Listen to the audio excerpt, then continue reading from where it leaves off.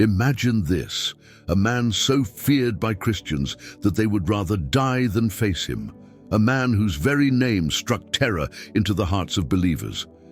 Yet this same man, later known as the Apostle Paul, would go on to become one of the greatest defenders of the Christian faith, traveling thousands of miles to preach the gospel, planting churches all over the Roman Empire, and writing letters that would become foundational to Christian doctrine. His transformation was so radical, so life-changing, that it could only be explained by one thing: an encounter with Jesus Christ. This is the story of Saul, a man who persecuted Christians, and how he became Paul, a man willing to die for Christ. It's a story full of tension, drama, miracles, and ultimate sacrifice. By the time we reach the end, you'll see just how powerful God's grace truly is. But don't just take my word for it. Stick with me through each scene, and by the end, you'll understand why Paul's legacy still impacts us today. Don't forget to comment your thoughts and subscribe to Flash Bible Stories for more eye-opening biblical narratives. Now, let's dive into the life of Apostle Paul. Paul wasn't always known by that name. Born as Saul in Tarsus, Acts 22:3, a city in modern-day Turkey, he came from a Jewish family of the tribe of Benjamin. He was born a Roman citizen, a privilege that would later play a key role in his life. Acts 22:28. Growing up in a cosmopolitan city like Tarsus, Saul was exposed to both the Jewish traditions of his people and the Greco-Roman culture around him. His family was deeply rooted in Judaism, which shaped his early identity. As a young boy, Saul was sent to Jerusalem to study under the famed teacher Gamaliel, Acts 22:3, one of the most respected rabbis of the time. Under Gamaliel, Saul became an expert in the Jewish law, devout in his faith, zealous for the traditions of his fathers. He describes himself in Philippians 3:5 as a Hebrew of Hebrews, and in Galatians 1:14 he reveals that he was advancing in Judaism beyond many of his peers. Saul's zeal for the law wasn't just intellectual, it was personal, and it bordered on obsession. He viewed any threat to Judaism as something to be stamped out, and when the early Christian movement began spreading, Saul was filled with a righteous fury. For him, these followers of the Way, as Christianity was called then, were heretics who had to be stopped. Saul's first introduction into the biblical narrative is as a persecutor of Christians. The book of Acts paints a vivid picture of him at the stoning of Stephen, the first Christian martyr, Acts 7:58. It says, "The witnesses laid their coats at Saul's feet, and though he didn't throw a stone himself, he approved of Stephen's death," Acts 8:1. This moment marks the beginning of Saul's violent campaign against the church. In Acts 8:3, we read that Saul began ravaging the church, going from house to house, dragging men and women to prison. He was relentless. In his own words, he described how he persecuted the church violently and tried to destroy it. Galatians 1:13. His hatred for Christians knew no bounds, and he was on a mission to crush this movement. Acts 9:1 captures this intensity perfectly when it says Saul was breathing threats and murder against the disciples of the Lord. His persecution wasn't limited to Jerusalem. He sought out permission from the high priest to hunt down Christians as far as Damascus, a city more than 150 miles away. Acts 9:2. Saul was so determined to root out this new faith that he was willing to travel great distances to arrest believers and bring them back to Jerusalem in chains. And this brings us to the pivotal moment in Saul's life, the encounter that would change everything. As Saul was on his way to Damascus, armed with authority and hatred, something happened that he could never have anticipated. Acts 9:3-6 gives us the dramatic account. A light from heaven flashed around him, so bright that it knocked him to the ground. In his confusion, he heard a voice saying, "Saul, Saul, why are you persecuting me?" Saul, trembling, responded, "Who are you, Lord?" The voice replied, "I am Jesus, whom you are persecuting. But rise and go into the city, and you will be told what you are to do." Can you imagine what was going through Saul's mind at that moment? The very one he had been persecuting, the very name he despised, was now confronting him directly. The glory of Christ was so overwhelming that Saul was blinded by the light and had to be led by the hand into Damascus. Acts 9:8. For 3 days, Saul remained blind, not eating or drinking. Acts 9:9. In that darkness, Saul must have wrestled with his entire life. Everything he believed, everything he fought for, was being turned upside down. Then God sent a disciple named Ananias to restore Saul's sight. Ananias, understandably, was hesitant.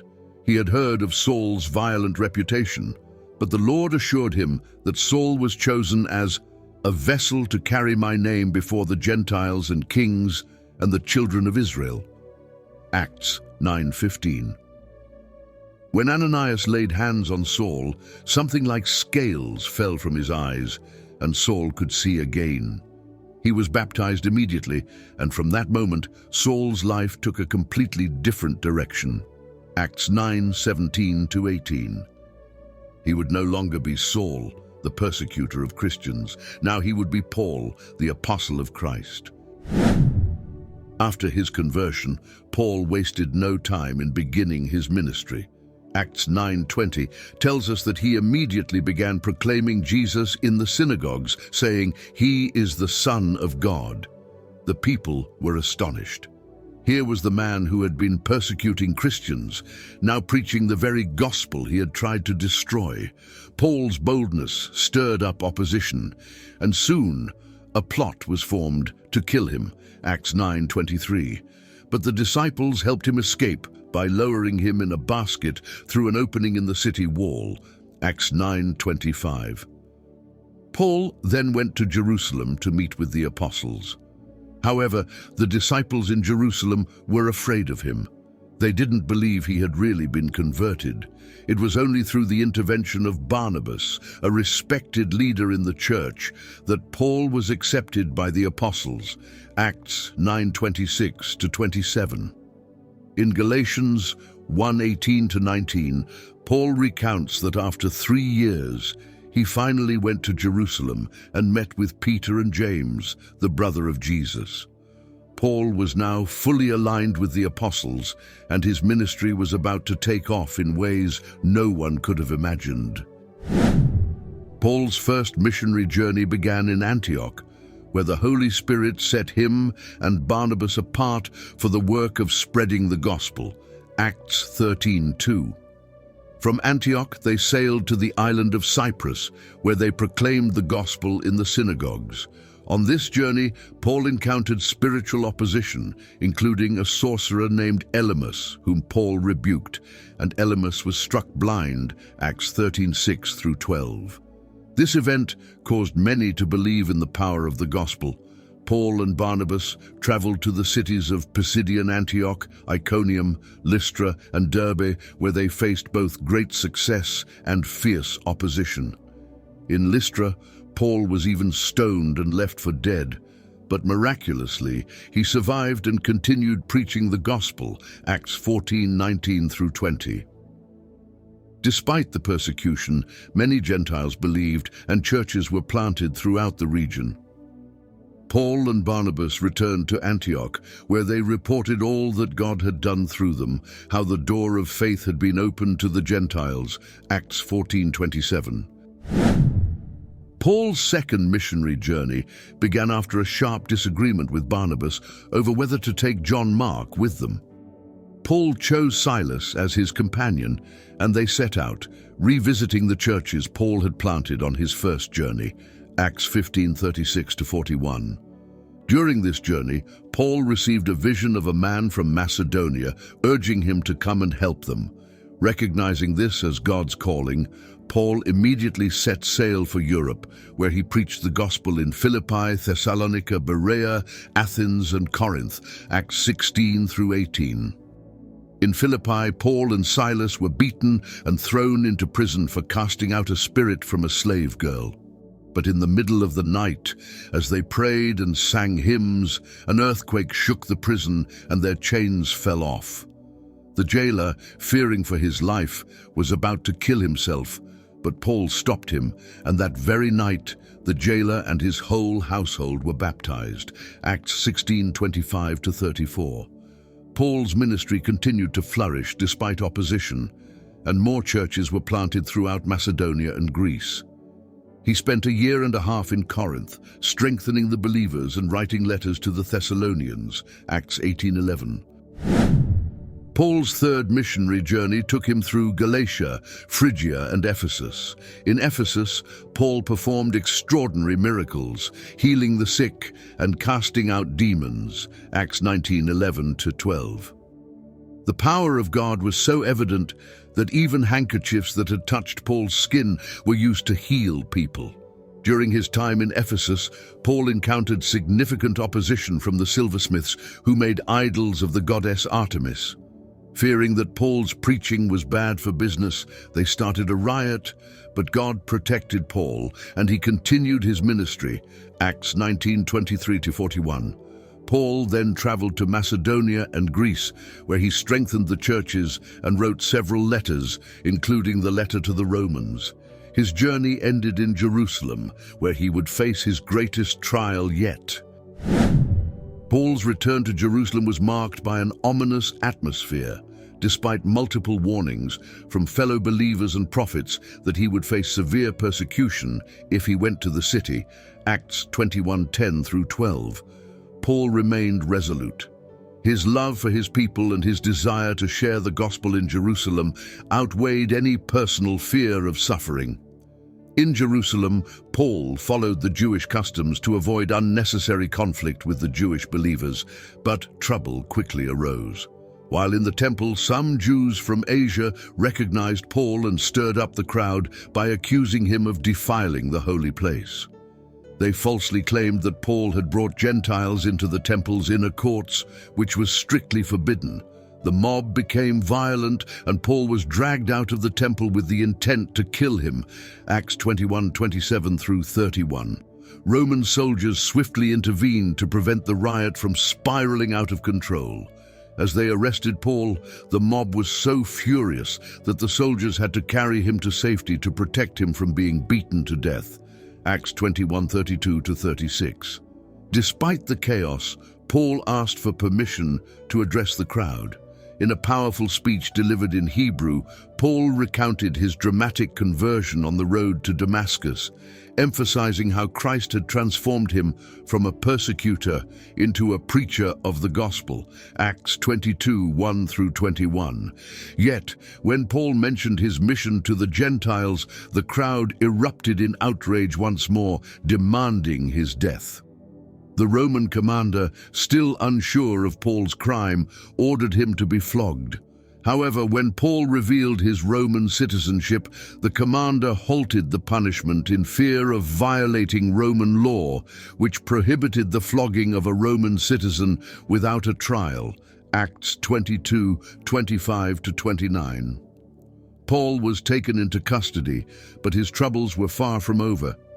He faced trial after trial, first before the Jewish Sanhedrin, Acts 23, then before the Roman governors Felix and Festus, Acts 24-25, and finally before King Agrippa, Acts 26. Each time, Paul boldly proclaimed the gospel, using his trials as platforms to share the message of salvation through Jesus Christ.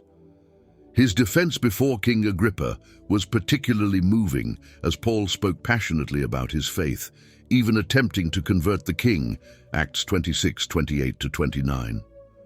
Through all these trials, Paul maintained his composure and trust in God's plan. His imprisonment, though unjust, provided him with unique opportunities to witness to Roman officials and leaders who otherwise might never have heard the gospel. As a Roman citizen, Paul exercised his right to appeal to Caesar, knowing that this would take him to the heart of the empire, Rome itself. After 2 years of imprisonment in Caesarea, Paul was finally sent on a perilous voyage across the Mediterranean Sea, guarded by Roman soldiers and accompanied by fellow believers, including Luke, the author of Acts. The journey was fraught with danger from the start. After departing from the island of Crete, a violent storm struck, tossing the ship for days on end. Paul, though a prisoner, became the spiritual leader of the crew and passengers. In the midst of the storm, he encouraged everyone on board, sharing a vision he had received from God that they would survive, though the ship would be lost. Acts 27:21-26. True to his word, the ship wrecked on the island of Malta after 2 weeks of drifting in the sea. On Malta, Paul's divine favor was once again evident. As he gathered wood for a fire, a venomous snake bit him. The islanders expected him to die, but when he showed no ill effects, they were amazed and thought he was a god.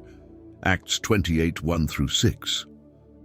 Paul seized the opportunity to demonstrate the true power of God, healing the sick, including the father of the island's chief official. For 3 months, Paul and his companions were treated with great kindness by the people of Malta before they finally resumed their journey to Rome. Upon arriving in Rome, Paul was placed under house arrest, but even in chains, he remained a tireless evangelist. He was allowed to live in his own rented house, where he welcomed visitors and continued to preach the gospel boldly. Acts 28:30-31. Many came to hear his teaching, including members of Caesar's household, and Paul's letters during this time reflect his unwavering commitment to the spread of the gospel despite his confinement. During his 2-year imprisonment in Rome, Paul continued his ministry by writing letters that would later become a foundational part of the New Testament. His epistles to the Ephesians, Philippians, Colossians, and Philemon, written during this time, provide profound insights into Paul's theology and the nature of the Christian life. In his letter to the Philippians, Paul expressed his joy and contentment despite his suffering, saying, "For me to live is Christ, and to die is gain." Philippians 1:21. His words reveal a man completely surrendered to God's will, whether in life or in death. Paul's house arrest did not diminish his influence. In fact, his letters continued to encourage and instruct the early church, and his ministry reached even into the halls of power in Rome. As Paul awaited trial before Caesar, he remained hopeful that he would be released. However, he was acutely aware of the growing hostility toward Christians under Emperor Nero, and he may have sensed that his time on earth was drawing to a close. Though the exact circumstances of Paul's death are not recorded in the Bible, early Christian tradition holds that he was beheaded in Rome, likely around AD 64, during Nero's brutal persecution of Christians following the Great Fire of Rome. Despite the grim nature of his death, Paul's legacy was far from over. His life had been a living testimony of the transformative power of the gospel, and his writings would continue to inspire and guide generations of believers. Paul's legacy is one of the most far-reaching in Christian history. His missionary journeys spread the gospel across the Roman Empire, planting churches in major cities like Corinth, Ephesus, Philippi, and Thessalonica. His letters, many written from prison, shaped the theology and practice of the early church and continue to be a source of instruction, encouragement, and correction for Christians today. Paul's teachings on grace, faith, and salvation by faith alone became cornerstones of Christian doctrine. His articulation of the relationship between the law and grace, as well as his insights into the nature of the church as the body of Christ, helped define the identity of the Christian faith. His letter to the Romans, in particular, is regarded as one of the most profound theological works ever written, laying out the foundations of Christian belief with unmatched clarity and depth. Beyond his theological contributions, Paul's life itself is a powerful testimony to the grace of God. His transformation from Saul, the zealous persecutor of Christians, to Paul, the apostle to the Gentiles, demonstrates the radical nature of God's forgiveness and the ability of the gospel to change even the hardest of hearts.